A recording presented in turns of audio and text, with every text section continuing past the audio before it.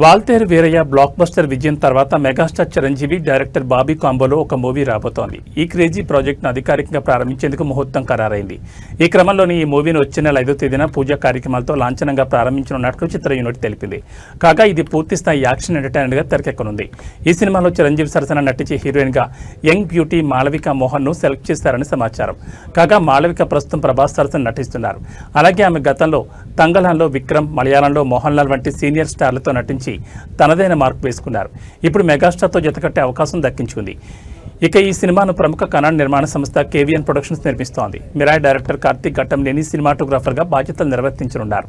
ప్రస్తుతం చిరంజీవి వరుస సినిమాలతో ఫుల్ జోష్ మీద ఉన్నారు.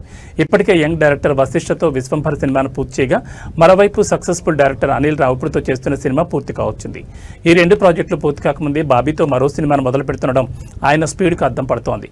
ఇక చిరంజీవి పుట్టినరోజున అధికారికంగా ప్రకటించిన ఈ ప్రాజెక్టుపై మెగా అభిమానులు భారీ అంచనాలు నెలకొన్నాయి.